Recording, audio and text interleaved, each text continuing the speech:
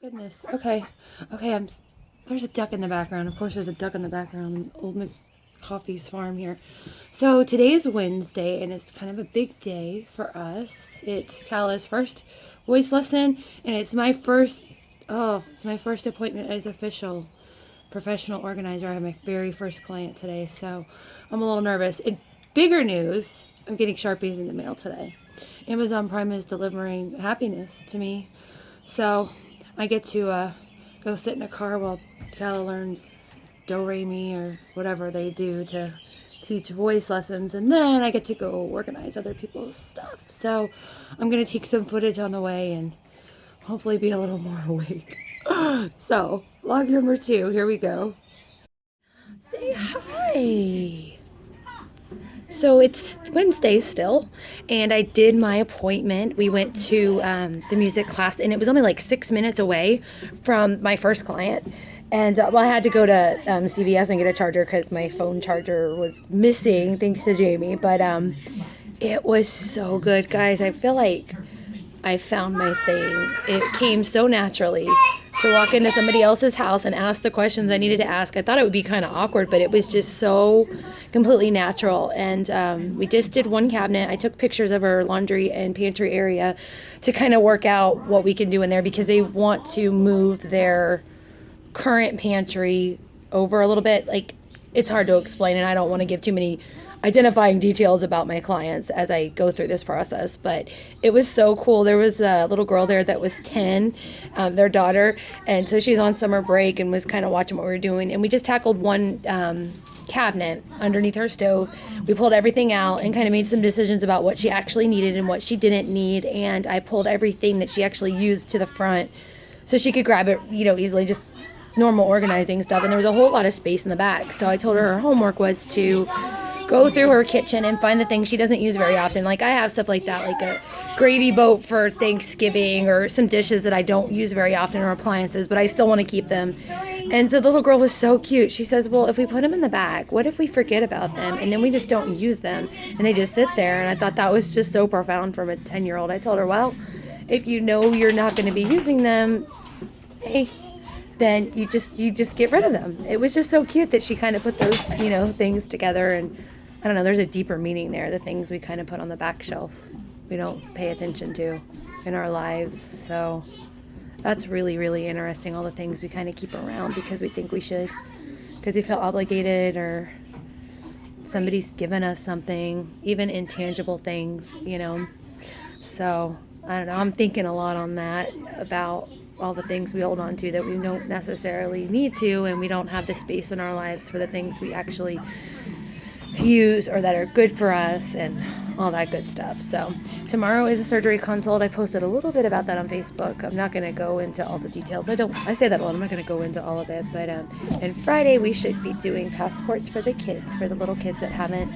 done them. We did Kyle and Kyla's, and we got Cassie's portraits made for them.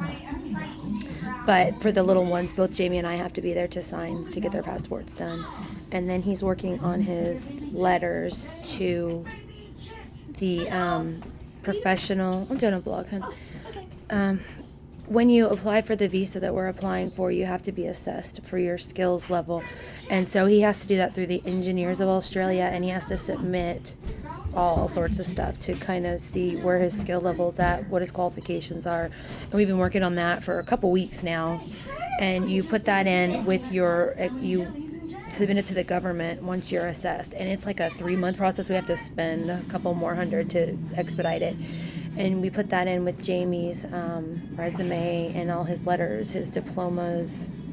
And he's taking an English speaking test. Obviously he speaks English. He's in an English speaking country, but it gives him more points on the visa application. So you need 60 to be considered. We think he will be, just because the job that he'll be applying for is in high demand over there, and he has qualifications that nobody there does, just because of the background he is. They don't have a nuclear industry, but because it is such a strict industry here, because it's so highly regulated, he has received so much training that'll be what's the word I'm looking for? Cohesive, or it lines up with some of the other things. Even if he's not in that industry, his experience will put him up in management over there. So that's what we're doing. And I'm going to splice all these videos together as we kind of go on through our week and let you guys know the process. Every single day, we either do stuff on eBay or Amazon, and we're going through our possessions with a fine-tooth comb and only keeping exactly what we need. We want to be able to go over with a good nest egg, which we'll have. And so that's what we pretty much do every day, is we do our basic stuff, and then we just try to do a little bit extra just to prepare, and so it's not this huge, overwhelming, big move thing. We'll only take what we need. We've sold a ton of books already. And then as if it can't go on Amazon or eBay, we've been putting them in moving boxes to go in a yard sale, and preparing for that. And that's my cue that this video is over.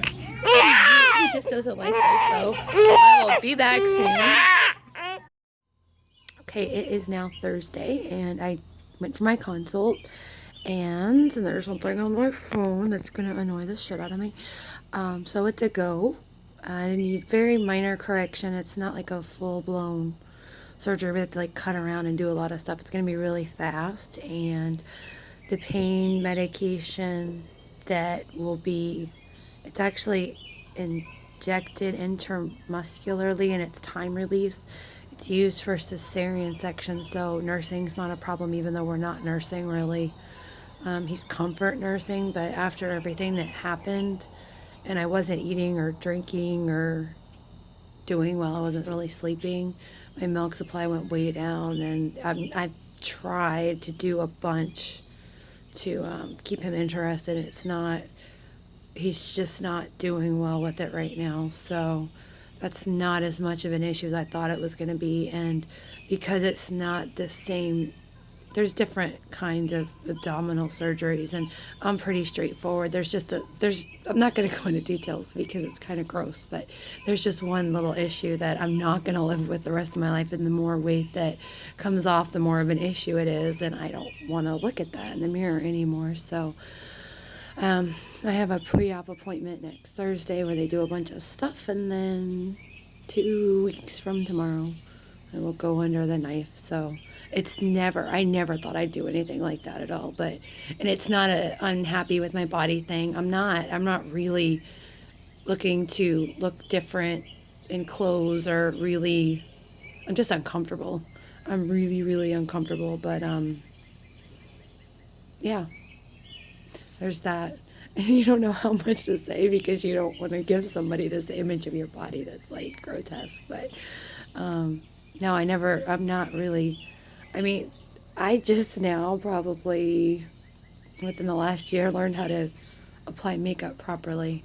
I'm not really a girly girl kind of person. I'm the yoga pants and the messy bun, and I have shit in my hair probably all the time because I have kids, but it's something that I kind of looked into and thought maybe I'll go ask and see and what's actually involved, and yeah, going for it. So I don't know. I'm definitely not showing before and after pictures, but I'll have a little bit of a different body. And you know what? After everything that's kind of gone on, it's, I don't know, somewhat poetic that it'll be different after all this. So the recovery time, it hurts. I'm not gonna lie about that, but from what I'm having done, he said that I'll be up and around pretty fast, and I can still hold the baby and do my normal things. He just said for the first month he doesn't want me doing hard exercise like running like I ever did. I jogged a little bit for a while, but I'm not running anytime soon, unless we have an apocalyptic situation while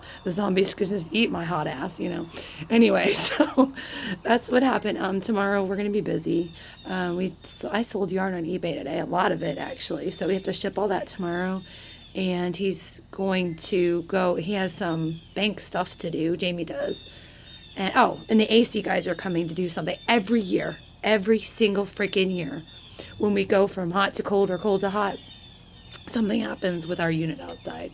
God, my throat. I cried today. I don't even know if you can tell. Ridiculous amount of crying in the car. So I don't have a voice anymore. And let's see what else. And Saturday, Saturday, I go to the Magical Hair Salon and get this crap dealt with. I don't know if you guys can tell. My hair looks like straw. So, hair on Saturday and probably doing a little bit of shopping. I don't know what for, but anyway, that's what's going on. And I'll probably take more footage then because my life is just so interesting, right? Anyway,